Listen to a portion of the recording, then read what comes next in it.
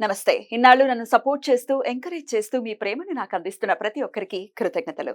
అలాగే ఈ వీడియో కూడా ఖచ్చితంగా మీకు ఉపయోగపడుతుంది. లైక్, షేర్ అండ్ సబ్స్క్రైబ్ చేసి మీ సపోర్ట్‌ని నాకు అందించండి. అలాగే ఈ వీడియో పట్ల మీకున్న అభిప్రాయాన్ని కామెంట్ సెక్షన్‌లో కామెంట్ చేసి తెలియజేయండి. ఇప్పుడు వీడియోని చూద్దాం. నమస్తే. Welcome to our channel. నేను పద్మిని. ప్రస్తుతం మనతో పాటు ప్రముఖ ఆధ్యాత్మికవేత్త, వాస్తు జ్యోతిష పండితులు, లలిత ఉపాసకులు, వాస్తు జ్యోతిష శిక్షణ నిపుణులు బ్రహ్మశ్రీ నానాజీ పట్నాయక్ గారు మనతో పాటు ఉన్నారు. మాట్లాడదాం. నమస్కారం అండి. శ్రీమాత్రే నమః. సరే, ఈ గురువారం 14వ తారీఖు మరొక్కసారి ఆల్రెడీ మాఘమాసంలో కూడా ఇదే టాపిక్ మనం మాట్లాడుకుని ఉన్నాము. గురువారము పంచమి తిథి కలయికతో రాబోతోంది. మరి గురు పంచమి యోగం ఖచ్చితంగా ఉంటుంది కాబట్టి అట్లాంటి రోజుని ఎలా వినియోగించుకోవచ్చు? పాల్గొన మాసంలో వస్తోంది కాబట్టి ఇంకేమైనా వైశిష్ట్యం ఉంటుందా? ఒకసారి మీ ద్వారా. ఉంటుంది, తప్పకుండా ఉంటుంది. ఎప్పుడైనా సరే భరణీ నక్షత్రంతో కూడిన పంచమి గురువారం వస్తే గనక శివునికి చందనముతో అభిషేకం చేయాలి, చందనం రాయాలని చెప్తుంది శాస్త్రం.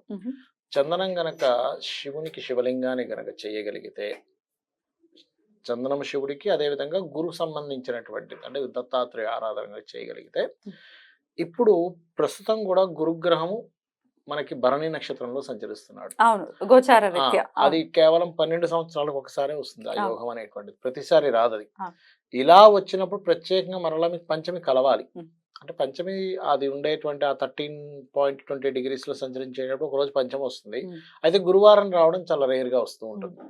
గురువారము పంచమి భరణి నక్షత్రము ఆ రోజు గురు గ్రహం కనుక ఉన్నప్పుడు కలిగే ఫలితాలు ఏమిటి అంటే, మనకి భరణి నక్షత్రానికి అధిదేవత అని ఉంటారు.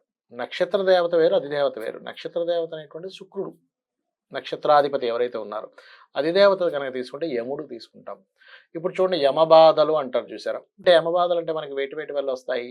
ఏదైనా వాళ్ళు ఉన్నటువంటి రంగంలో, ఆ రంగంలో స్పెసిఫిక్ గా ఇబ్బంది పడుతున్నారు, అదే యమబాధ వాళ్ళకి. ఉద్యోగం సరిగ్గా అంటే ఉద్యోగంలో బాస్ ఇబ్బంది పెడుతున్నాడు, అదో కొలిక్స్ ఇబ్బంది పెడుతున్నదో యమబాధ. మనకి ఇంట్లో అత్తాకోడలకు పడట్లేదు, లేకపోతే మనకి ఆడపడుచుతో పడట్లేదు, తోటకూడలతో పడట్లేదు, అయ్యో పక్కనున్న నైబర్స్ తో కూడా పడట్లేదు. నేను ఒక ఇంటికి వెళ్తే అదే పరిస్థితి. వాళ్ళు అదేదో ఆ గోడ ఏదో కలిపి కట్టేస్తున్నారంటే వీళ్ళు చెప్తున్నా వినిపించుకోవట్లేదు, అదొక గోల. అంటే నా ఉద్దేశం ఏంటంటే, మీకు యముడే ప్రత్యక్షంగా వచ్చి ఒక యమబాధ ఇవ్వాల్సిన పని లేదు ఇక్కడ. మీరు దానివల్ల స్ట్రెస్ అవుతున్నారు, ఏదైనా ఒక పర్టికులర్గా ఒక విషయం మీద బాగా ఇబ్బంది పడుతున్నారు అంటే, దానికి మీ జన్మజాతకంలో ఎక్కడో బాధకుడు యొక్క ప్రభావం ఎక్కువగా ఉంటుంది. బాధకుడు అంటారు అంటే ప్రతి లగ్నానికి బాధకుడు ఉంటారు. మేష లగ్నానికి చరాధిపతి అంటే చర లగ్నాలకన్నిటికీ కూడా 11th లార్డు, స్థిర లగ్నాలకు అందరికీ కూడా 9th లార్డు, దిస్వభావ లగ్నాలకి సప్తమాధిపతి, అదేవిధంగా మరలా చర లగ్నాలకి లాభాధిపతి అని చెప్తూ ఉంటారు. ఆ రకంగా బాధకుడి యొక్క ఇంపాక్ట్ ఎక్కువగా ఉన్నా కూడా, అదేవిధంగా కొంతమందికి ఏమవుతుంటుందంటే, ఈ నక్షత్రాలన్నీ బాధక సంబంధంలో పడతాయి. ఈ గ్రహాలన్నీ కూడా వెళ్ళి బాధక నక్షత్ర సంబంధం అన్ని పడతాయి కొంతమందికి. అలాంటి వాళ్ళకి ఏమవుతుంటుందంటే ఎక్కువ బాధలు పడడం జరుగుతూ ఉంటుంది. అంటే ఎలా పడతాయి అంటే, 3rd house కనెక్టివిటీస్ తో కానీ, 8th house కనెక్టివిటీస్ తో కానీ. 8th house కనెక్టివిటీస్ తో పడితే ఏమవుతుందంటే సడన్ ఇబ్బంది వల్ల ఇంకోటి ఏదో స్ట్రెస్ వీళ్ళని వెంటాడడం, ఇవి జరుగుతూ ఉంటాయి ప్రతిసారి కూడా. అలాంటప్పుడు వీళ్ళు ఈ యొక్క ఇబ్బందిని రెగ్యులర్ గా ఫేస్ చేస్తూ ఉంటారు. అలాంటి వారు ఉదయం నిద్రలేచి శాస్త్రంలో చెప్పినటువంటిది ఏమిటి అంటే, మీరు ఈ పంచమి గురువారం భరణి నక్షత్రం వచ్చినప్పుడు ముందుగా నందికి పూజ చేయాలి అని చెప్తుంది శాస్త్రం. నందికి పూజ చేసి దాని తర్వాత శివునికి చందనం రాసి శివ పంచాక్షరి మంత్రంతో చేయొచ్చు, లేదా నమకం చమకం వచ్చు అనుకుంటే నమక చమకాలతో. చాలా మంది తెలియక ఏం చేస్తారు, నమక చమకాలకి రెండింటికి అభిషేకం చేసేస్తారు. కాదు, నమకానికి నమస్కరిస్తూ ఉండాలి వేస్తూ, చమకానికి మాత్రమే అభిషేకం చేయాలి. చాలా మంది తెలియక రెండింటికి చేస్తూనే ఉంటారు. అంటే తెలియకలేండి, భక్తి ఎక్కడ తప్పేం కాదు, బట్ అలా చేయాలి పద్ధతి అనేటువంటిది. ఆ రకంగా చేసినట్లయితే వీళ్ళు ఏదైతే యమ బాధలు పడుతుంటారో ఆ యమ బాధలు తొలగిపోతే, దీంతో పాటు దక్షిణం వైపు తిరిగి 11 మార్లు ఓం యమాయ నమః అనే నామస్మరణ చేస్తే కూడా వీళ్ళకి అంటే సిస్టమేటిక్ గా జరుగుతుంది. యముని యొక్క పూజ ఏంటి అంటే శాస్త్రంలో చెప్పబడిందమ్మా యమ పూజ. అంటే మీకు సిస్టమేటిక్ గా లేదు లైఫ్. యముడు అంటే యమ నియమములు అంటారు, మీరు వినే ఉంటారు, యమ నియమములు అంటాం. యముడు అనే పదం ఎందుకు వచ్చిందంటే ఒక సిస్టమేటిక్ కారకుడు. అంటే ఈ విశ్వంలో ఉన్నటువంటి జగత్తులో పుట్టే ప్రతి ప్రాణి గిట్టక మాంద అంటారు. దాన్ని మళ్ళీ ఒక సిస్టమాటిక్ లోకి తీసుకెళ్ళాలి. Correct. అలా మీ లైఫ్ అనేటువంటిది ఒక సిస్టమాటిక్ గా తయారవుతుంది. యముణ్ణి గనక ఈ పర్టికులర్ గా ఈ టైంలో ఈ టైంలో ఎప్పుడు పడితే చేసుకుంటే. అప్పుడు ఆయన దండం పెట్టడం కాదు, ఎప్పుడు ఆయన ప్రీతికి ఎక్కువ పాత్ర తప్పేం లేదు. అంటే ఒకటి sir. రోజు ఉదయం పూట ఒకసారి నమస్కారం చేసుకోమని చెప్తుంది. చెయ్యొచ్చు, కానీ భయపడతారు కదా సార్. భయపడతారు కానీ మ్మ్. భయపడాల్సిన అవసరం లేదు అసలు. మనం భయపడుతున్నాం, తెలియక సబ్జెక్ట్ తెలియక భయపడుతున్నాం. భయపడాల్సిన విషయాల్లో భయపడట్లేదు.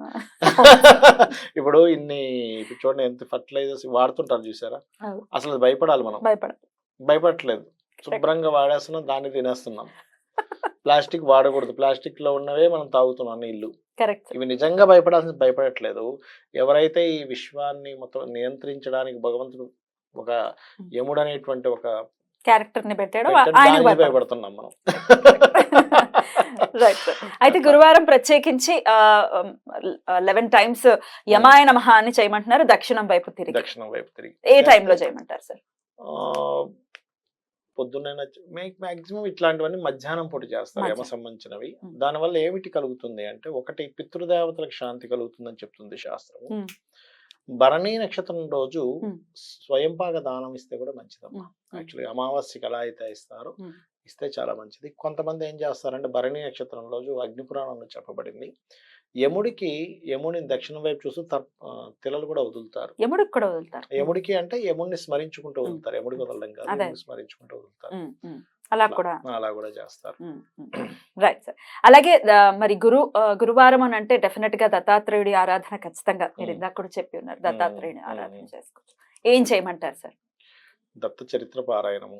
అసలు దత్తుడి యొక్క స్వరూపం ఏంటని అర్థం చేసుకోవడం. దత్త చరిత్ర అంటే మొత్తం చదివేసుకుంటూ వెళ్ళిపోవడం కదా. అసలు గురువు అంటే ఎవరు, గురువు యొక్క ప్రాముఖ్యత ఏమిటి, దాన్ని అర్థం చేసుకోవడం. గురుచరిత్ర పారాయణం చేసినా, దత్త చరిత్ర పారాయణం చేసినా, మనం ఒక లైన్ చదివినా కూడా అసలు దత్తుడు అంటే ఎవరు అనేది అర్థం చేసుకోవాలి. బ్రహ్మ విష్ణు మహేశ్వర స్వరూపము. ఆ బ్రహ్మ విష్ణు మహేశ్వర స్వరూపంలో వచ్చారు అంటే, ఒక్క దత్తుడిని కనుక మనం పూజించగలిగితే మన సృష్టి స్థితి లయాన్ని కరెక్ట్ గా వెళ్తాయి. కరెక్ట్. అది అర్థం చేసుకుంటే అవుతుంది. ఇంకోటి ఏంటంటే, ఇక్కడ మనం ఎంతసేపు కూడా ఈ పూజ చేస్తే నాకు ఈ ఫలితం వస్తుంది అనే దానికంటే కూడా నేను చెప్పేది ఒకటే, ఎప్పుడు కూడా ఫలితం ఎలాగో వస్తుంది. పరమేశ్వరుడు చేసుకుంటే మనం ఫలితం కోసమే చూస్తే లెక్కలు కట్టేసుకొని ఉంటాం. ఈ పూజ చేసిన ఏమైంది ఈ ఫలితం, అదేదో మనం దీంట్లో ఇన్వెస్ట్మెంట్ చేసాం ఇంకా రిటర్న్స్ రాలేదన్నట్టుగా, ఇదేదో ఇన్వెస్ట్మెంట్ రిటర్న్స్ కాదు, బిజినెస్ కాదు, ఇది బిజినెస్ కాదు. ఇదంతా ఏంటంటే, మనకు ఆల్రెడీ భగవంతుడు ప్రసాదించాడు కాబట్టి మనం ఆ భగవంతుడి కృతజ్ఞతతో చేసేటువంటిది. ఈ కాన్సెప్ట్ మైండ్ లో ఎంత బాగా నాటుకుంటే మీ లైఫ్ అంత బాగుంటుంది. యముడు అనేటువంటి పాత్ర కనుక మనకు లేకపోతే ఎంత ఇబ్బంది చెప్పమంటారా? ఒక మనిషి రోగంతో ఉన్నాడు, ప్రాణం పోకపోతే గానీ ఆయనకి శాంతి ఉండదు. అప్పుడు మరి ఎవరు చేయాలి ఆ పని?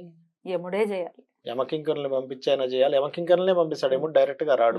చూడండి, మనకి సొసైటీలో పెద్దవాళ్ళని అరెస్ట్ చేయాలంటే డిఐజీ గారు పెద్ద అతను వస్తాడు, చిన్న వాళ్ళని అయితే పోలీసులు వచ్చి అలాగా కానిస్టేబుల్ వచ్చి పట్టుకెళ్ళిపోతారు. పెద్దోడు అనుకోండి, ఆయనకి పెద్ద స్పెషల్ బ్రాంచ్ నుంచి ఒక వ్యక్తి వచ్చి ఆయన అరెస్ట్ చేసేది. ఇది కూడా అంతే.